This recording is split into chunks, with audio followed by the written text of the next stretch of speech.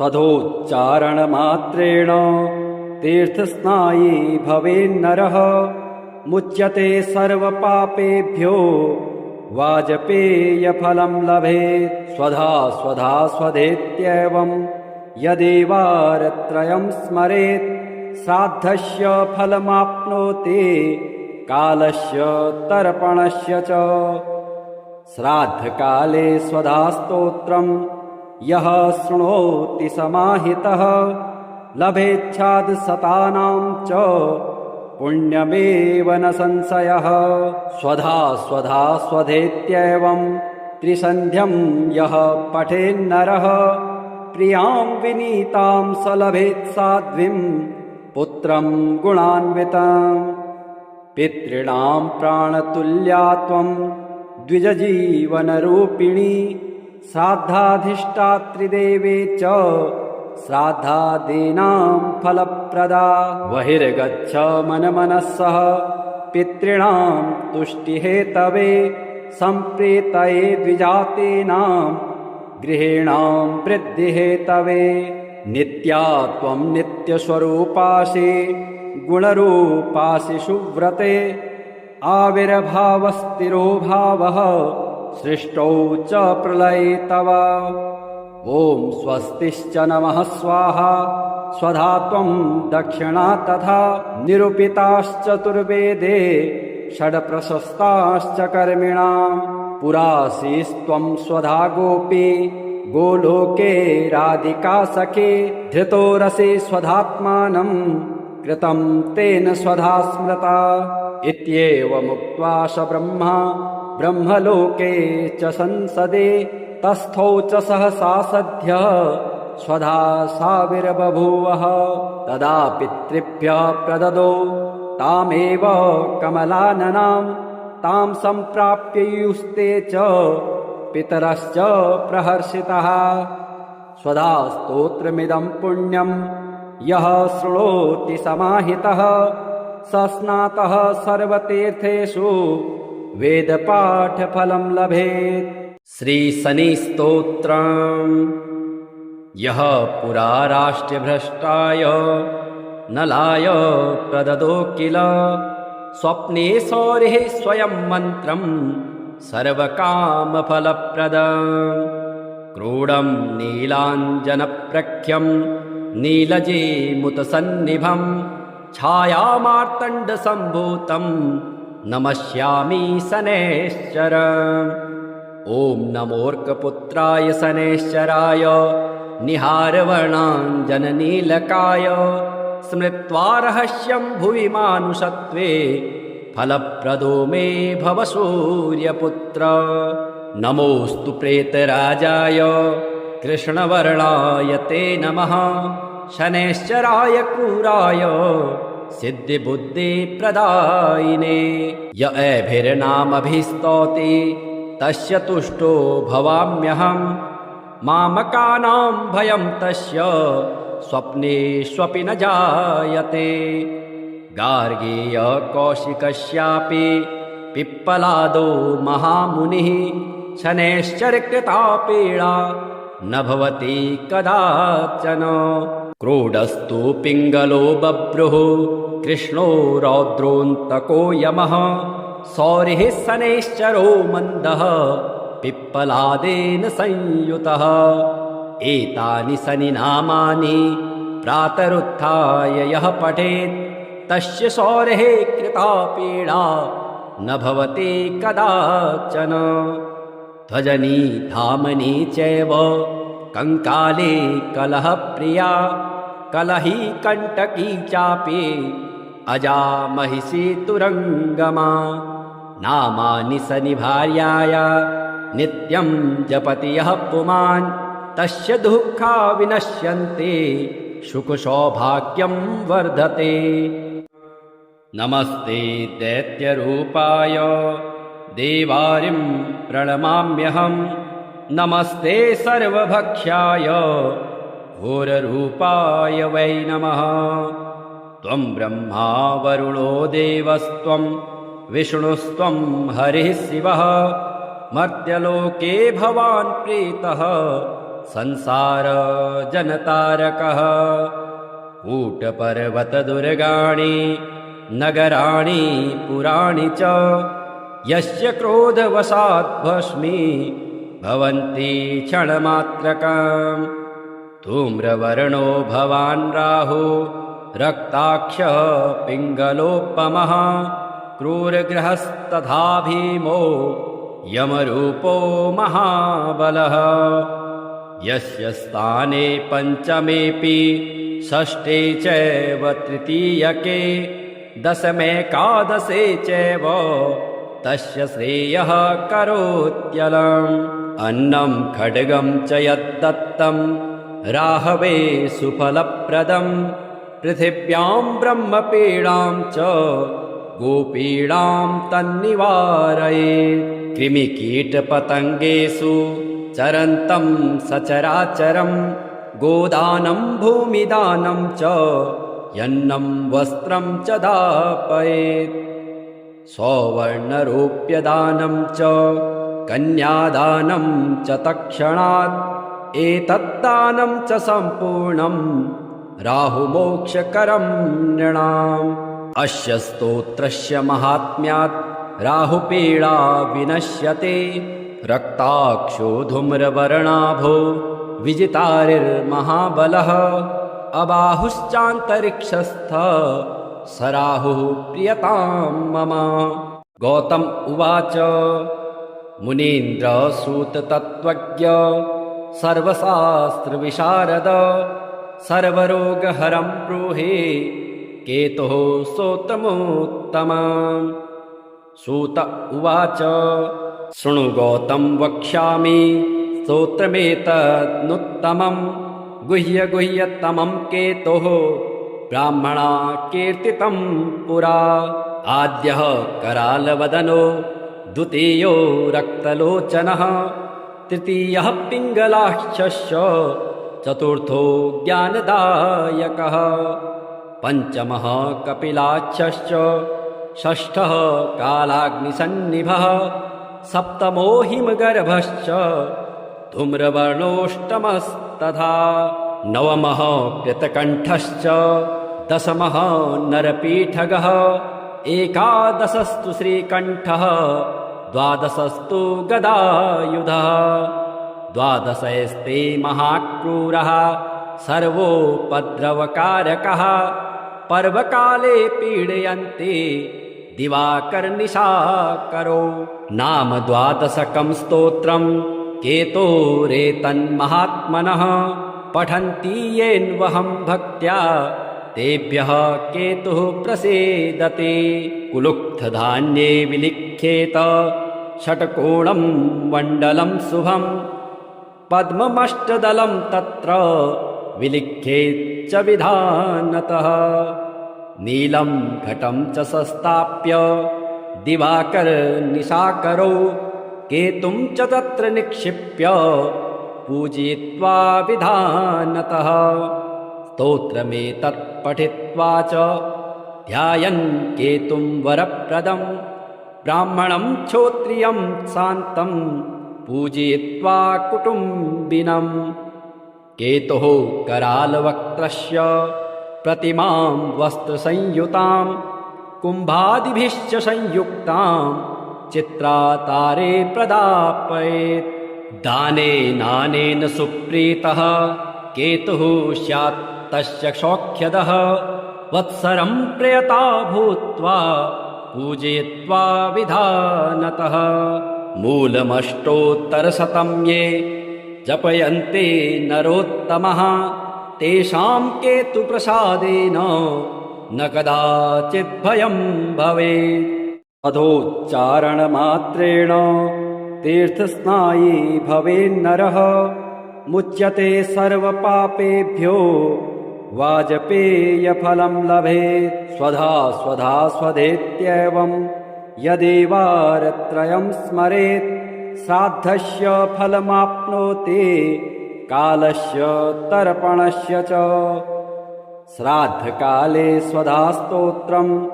यः शृणोति समाहितः लभेच्छाद् शतानां च पुण्यमेव न संशयः। स्वधा स्वधा स्वधेत्येवं त्रिसन्ध्यं यः पठेन्नरः प्रियां विनीतां स लभेत् साध्वीं पुत्रं गुणान्विताम्। पितॄणां प्राणतुल्या त्वं द्विजजीवनरूपिणी श्राद्धाधिष्ठात्रिदेवे च श्राद्धादीनां फलप्रदा।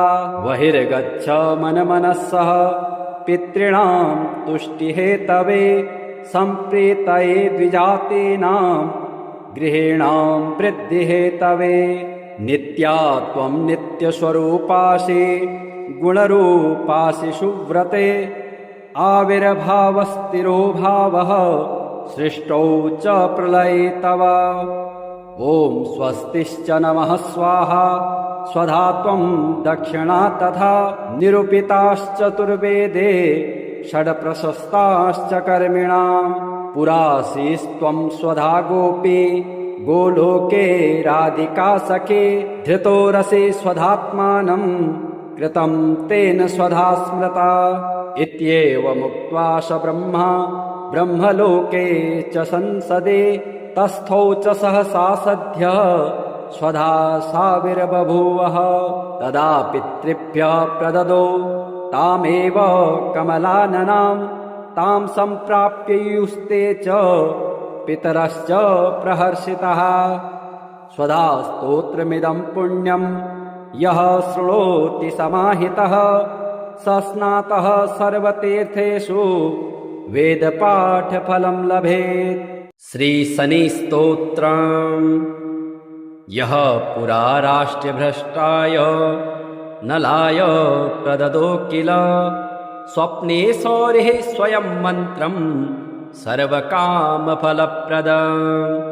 क्रूडं नीलाञ्जनप्रख्यं नीलजीमुतसन्निभं छायामार्तण्डसम्भूतं नमस्यामि शनैश्चरम्।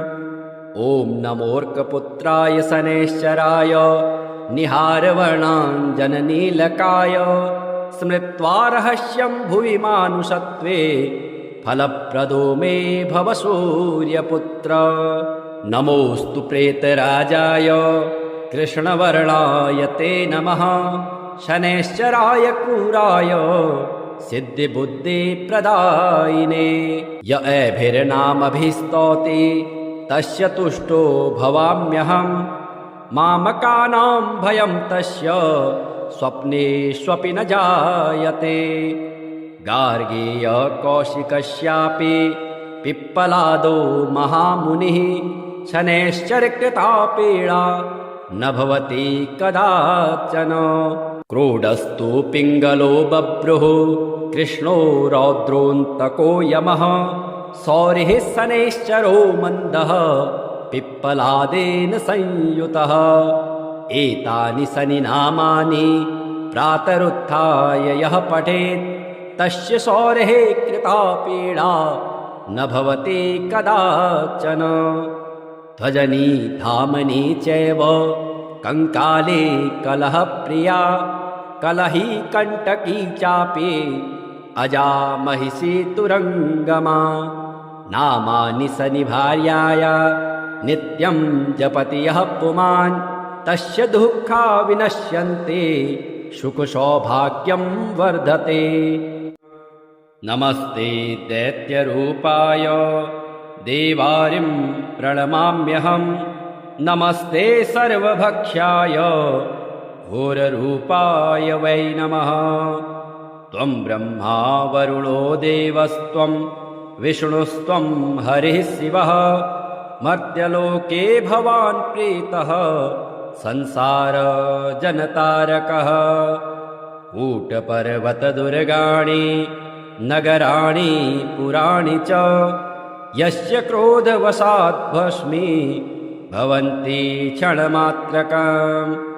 धूम्रवर्णो भवान् राहु रक्ताक्षः पिङ्गलोपमः क्रूरगृहस्तथा भीमो यमरूपो महाबलः।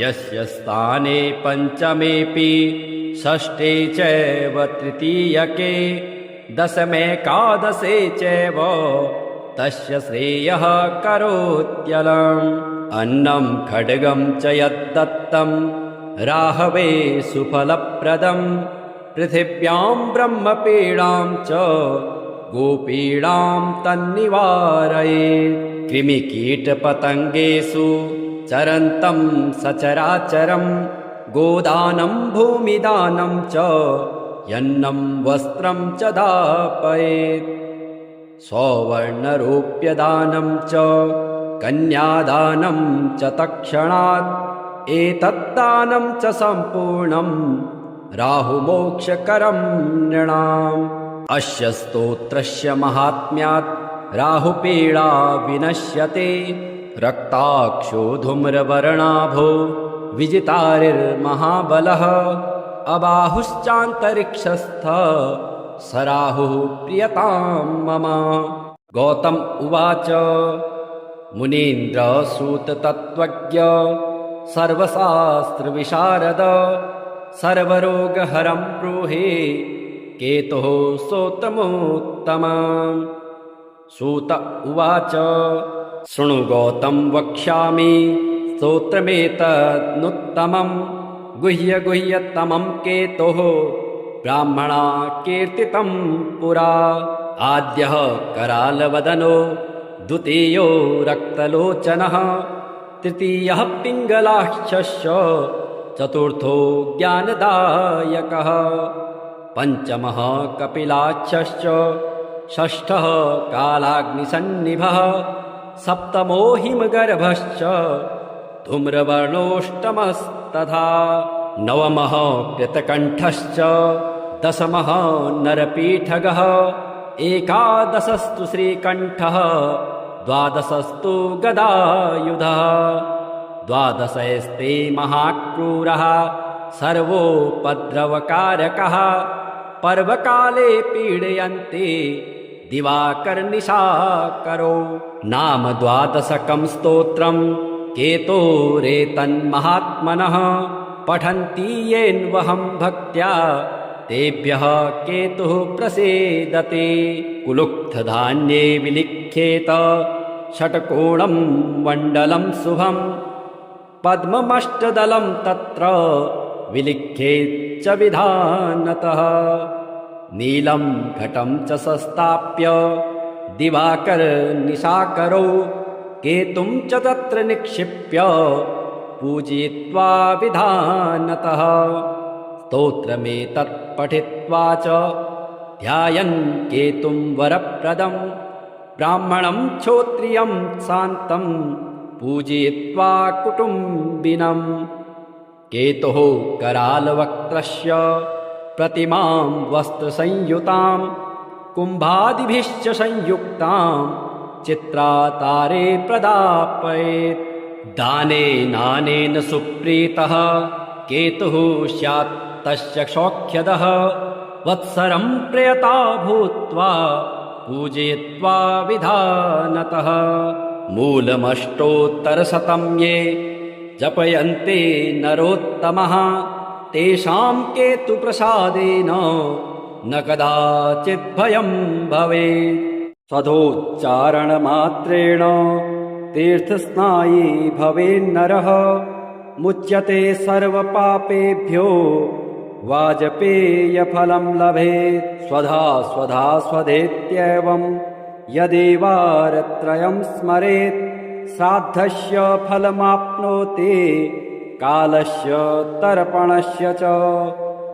श्राद्धकाले स्वधास्तोत्रं यः शृणोति समाहितः लभेच्छादशतानां च पुण्यमेव न संशयः।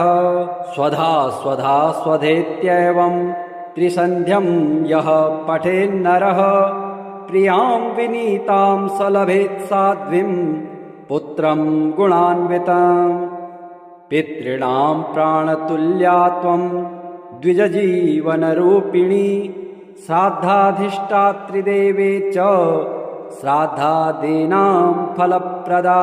बहिर्गच्छ मनमनस्सः पितॄणां तुष्टिहेतवे सम्प्रीतये द्विजातीनां गृहीणां वृद्धिहेतवे नित्या त्वं नित्यस्वरूपासि गुणरूपासि सुव्रते आविर्भावस्थिरो भावः सृष्टौ च प्रलये तव ॐ स्वस्तिश्च नमः स्वाहा स्वधा त्वं दक्षिणा तथा निरूपिताश्चतुर्वेदे षड्प्रशस्ताश्च कर्मिणां पुरासीस्त्वं स्वधा गोपी गोलोके राधिका सखे धृतोरसि स्वधात्मानं कृतं तेन स्वधा स्मृता इत्येवमुक्त्वा स ब्रह्मा ब्रह्मलोके च संसदे तस्थौ च सहसा सद्यः स्वधा साविर्बभूवः तदा पितृभ्यः प्रददौ तामेव कमलाननां तां सम्प्राप्ययुस्ते च पितरश्च प्रहर्षितः स्वधा स्तोत्रमिदं पुण्यं यः शृणोति समाहितः स स्नातः सर्वतीर्थेषु वेदपाठफलं लभेत्। श्रीशनिस्तोत्रम्। यः पुरा राष्ट्रभ्रष्टाय नलाय प्रददो किल स्वप्ने सौरिः स्वयं मन्त्रं सर्वकामफलप्रदम् क्रूडं नीलाञ्जनप्रख्यं नीलजीमुतसन्निभं छायामार्तण्डसम्भूतं नमस्यामि शनैश्चरम्। ॐ नमोऽर्कपुत्राय शनैश्चराय निहारवर्णाञ्जननीलकाय स्मृत्वा रहस्यं भुवि मानुषत्वे फलप्रदो मे भव सूर्यपुत्र। नमोऽस्तु प्रेतराजाय कृष्णवर्णाय ते नमः शनैश्चराय क्रूराय सिद्धिबुद्धिप्रदायिने य एभिर्नामभिस्तौति तस्य तुष्टो भवाम्यहम् मामकानां भयं तस्य स्वप्नेष्वपि न जायते। गार्गीय कौशिकस्यापि पिप्पलादो महामुनिः शनैश्चरकृता पीडा न भवति कदाचन। क्रोडस्तु पिङ्गलो बभ्रुः कृष्णो रौद्रोऽन्तको यमः सौरिः शनैश्चरो मन्दः पिप्पलादेन संयुतः। एतानि शनिनामानि प्रातरुत्थाय यः पठेत् तस्य सौरिः कृता पीडा न भवति कदाचन। ध्वजनी धामनी चैव कंकाले कलहप्रिया कलही कंटकी चापि अजा महिषी तुरंगमा। नामानि शनिभार्याय नित्यं जपति यः पुमान् तस्य दुःखा विनश्यन्ते सुखसौभाग्यं वर्धते। नमस्ते दैत्यरूपाय देवारिं प्रणमाम्यहम् नमस्ते सर्वभक्ष्याय घोररूपाय वै नमः। त्वं ब्रह्मा वरुणो देवस्त्वं विष्णुस्त्वं हरिः शिवः मर्त्यलोके भवान् प्रीतः संसार जनतारकः। कूटपर्वतदुर्गाणि नगराणि पुराणि च यस्य क्रोधवशात् भस्मी भवन्ति क्षणमात्रकम्। धूम्रवर्णो भवान् राहु रक्ताक्षः पिङ्गलोपमः क्रूरगृहस्तथा भीमो यमरूपो महाबलः। यस्य स्थाने पञ्चमेऽपि षष्ठे चैव तृतीयके दशमेकादशे चैव तस्य श्रेयः करोत्यलम्। अन्नं खड्गं च यद्दत्तं राहवे सुफलप्रदम् पृथिव्यां ब्रह्मपीडां च गोपीडां तन्निवारयेत्। कृमिकीटपतङ्गेषु चरन्तं सचराचरं गोदानं भूमिदानं च यन्नं वस्त्रं च दापयेत्। सौवर्णरूप्यदानं च कन्यादानं च तत्क्षणात् एतद्दानं च सम्पूर्णं राहुमोक्षकरं नृणाम्। अस्य स्तोत्रस्य महात्म्यात् राहुपीडा विनश्यते। रक्ताक्षो धूम्रवर्णाभो विजितारिर्महाबलः। अबाहुश्चान्तरिक्षस्थ स राहुः प्रियतां मम। गौतम उवाच मुनीन्द्रसूततत्त्वज्ञ सर्वशास्त्रविशारद सर्वरोगहरं ब्रूहि केतुः स्तोत्रमुत्तमम्। सूत उवाच शृणु गौतम वक्ष्यामि स्तोत्रमेतदनुत्तमम्। गुह्यतमं केतोः ब्राह्मणा कीर्तितं पुरा। आद्यः करालवदनो द्वितीयो रक्तलोचनः तृतीयः पिङ्गलाक्षस्य चतुर्थो ज्ञानदायकः पञ्चमः कपिलाक्षश्च षष्ठः कालाग्निसन्निभः सप्तमो हिमगर्भश्च धूम्रवर्णोऽष्टमस्तथा नवमः कृतकण्ठश्च दशमः नरपीठगः एकादशस्तु श्रीकण्ठः द्वादशस्तु गदायुधः द्वादशस्ते महाक्रूरः सर्वोपद्रवकारकः पर्वकाले पीडयन्ते दिवाकरनिशाकरो नाम द्वादशकं स्तोत्रं केतोरेतन्महात्मनः पठन्ति येन्वहं भक्त्या तेभ्यः केतुः प्रसीदते कुलुक्थधान्ये विलिख्येत षट्कोणं मण्डलं शुभं पद्ममष्टदलं तत्र विलिख्येच्च विधानतः नीलं घटं च संस्थाप्य दिवाकरनिशाकरौ केतुं च तत्र निक्षिप्य पूजयित्वा विधानतः स्तोत्रमेतत् पठित्वा च ध्यायन् केतुं वरप्रदं ब्राह्मणं क्षोत्रियं शान्तं पूजयित्वा कुटुम्बिनम् केतुः करालवक्त्रस्य प्रतिमां वस्त्रसंयुतां कुम्भादिभिश्च संयुक्तां चित्रातारे प्रदापयेत् दानेनानेन सुप्रीतः केतुः स्यात् तस्य सौख्यदः वत्सरं प्रयता भूत्वा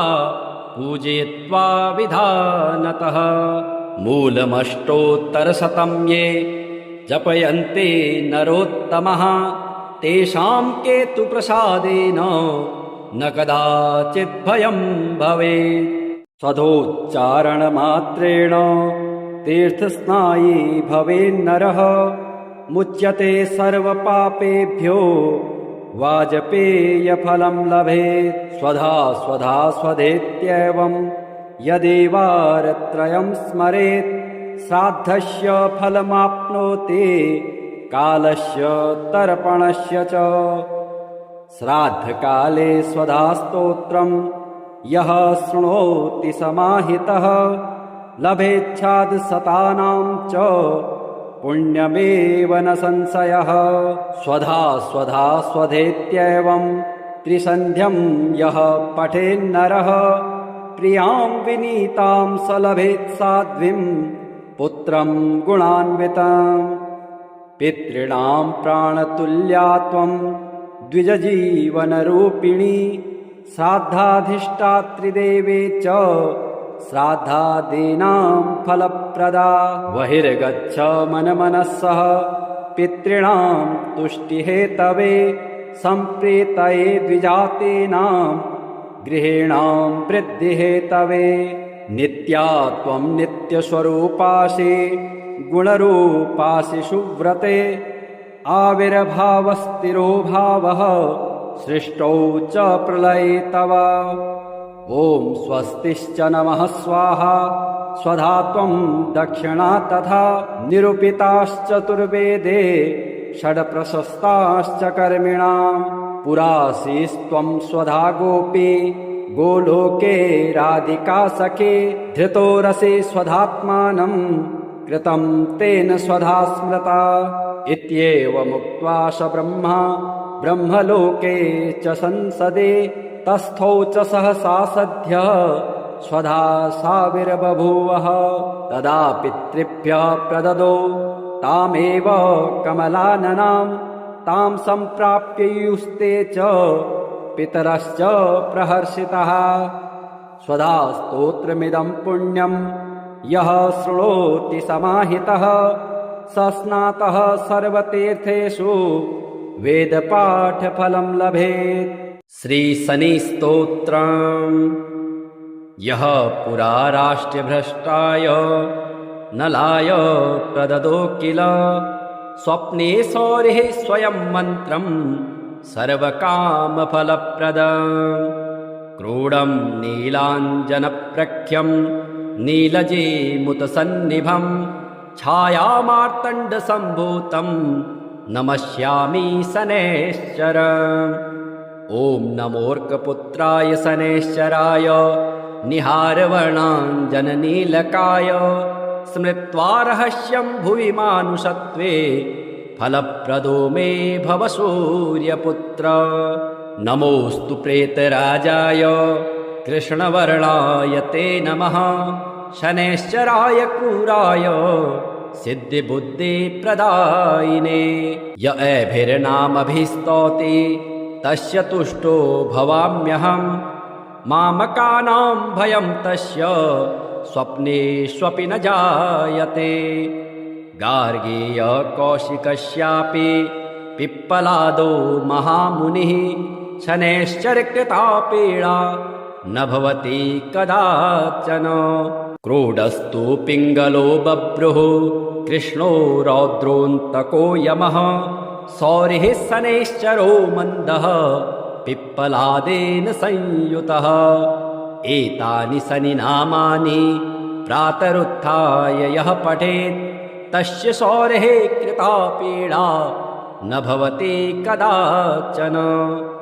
ध्वजनी धामनी चैव कंकाले कलहप्रिया कलही कंटकी चापि अजा महिषी तुरंगमा। नामानि शनिभार्याय नित्यं जपति यः पुमान् तस्य दुःखा विनश्यन्ते सुखसौभाग्यं वर्धते। नमस्ते दैत्यरूपाय देवारिं प्रणमाम्यहं नमस्ते सर्वभक्ष्याय घोररूपाय वै नमः। त्वं ब्रह्मा वरुणो देवस्त्वं विष्णुस्त्वं हरिः शिवः मर्त्यलोके भवान् प्रीतः संसार जनतारकः। कूटपर्वतदुर्गाणि नगराणि पुराणि च यस्य क्रोधवशात् भस्मी भवन्ति क्षणमात्रकम्। धूम्रवर्णो भवान् राहु रक्ताक्षः पिङ्गलोपमः क्रूरगृहस्तथा भीमो यमरूपो महाबलः। यस्य स्थाने पञ्चमेऽपि षष्ठे चैव तृतीयके दशमेकादशे चैव तस्य श्रेयः करोत्यलम्। अन्नं खड्गं च यद्दत्तं राहवे सुफलप्रदं पृथिव्यां ब्रह्मपीडां च गोपीडां तन्निवारयेत्। कृमिकीटपतङ्गेषु चरन्तं सचराचरं गोदानं भूमिदानं च यन्नं वस्त्रं च दापयेत्। सौवर्णरूप्यदानं च कन्यादानं च तत्क्षणात् एतद्दानं च सम्पूर्णं राहुमोक्षकरं नृणाम्। अस्य स्तोत्रस्य महात्म्यात् राहुपीडा विनश्यते। रक्ताक्षो धूम्रवर्णाभो विजितारिर्महाबलः अबाहुश्चान्तरिक्षस्थ स राहुः प्रियतां मम। गौतम उवाच मुनीन्द्रसूततत्त्वज्ञ सर्वशास्त्रविशारद सर्वरोगहरं ब्रूहि केतुः स्तोत्रमुत्तमम्। सूत उवाच शृणु गौतम वक्ष्यामि स्तोत्रमेतदनुत्तमम्। गुह्यतमं केतोः ब्राह्मणा कीर्तितं पुरा। आद्यः करालवदनो द्वितीयो रक्तलोचनः तृतीयः पिङ्गलाक्षश्च चतुर्थो ज्ञानदायकः पञ्चमः कपिलाक्षश्च षष्ठः कालाग्निसन्निभः सप्तमो हिमगर्भश्च धूम्रवर्णोष्टमस्तथा नवमः कृतकण्ठश्च दशमः नरपीठगः एकादशस्तु श्रीकण्ठः द्वादशस्तु गदायुधः द्वादशस्ते महाक्रूरः सर्वोपद्रवकारकः पर्वकाले पीडयन्ते दिवाकरनिशाकरो नाम द्वादशकं स्तोत्रं केतोरेतन्महात्मनः पठन्ति येन्वहं भक्त्या तेभ्यः केतुः प्रसीदते कुलुक्थधान्ये विलिख्येत षट्कोणं मण्डलं शुभं पद्ममष्टदलं तत्र विलिख्येच्च विधानतः नीलं घटं च संस्थाप्य दिवाकरनिशाकरौ केतुं च तत्र निक्षिप्य पूजयित्वा विधानतः स्तोत्रमेतत् पठित्वा च ध्यायन् केतुं वरप्रदं ब्राह्मणं क्षोत्रियं शान्तं पूजयित्वा कुटुम्बिनम् केतुः करालवक्त्रस्य प्रतिमां वस्त्रसंयुतां कुम्भादिभिश्च संयुक्तां चित्रातारे प्रदापयेत् दानेनानेन सुप्रीतः केतुः स्यात् तस्य सौख्यदः वत्सरं प्रयता भूत्वा पूजयित्वा विधानतः मूलमष्टोत्तरशतं ये जपयन्ते नरोत्तमः तेषां केतुप्रसादेन न कदाचित् भयं भवेत्।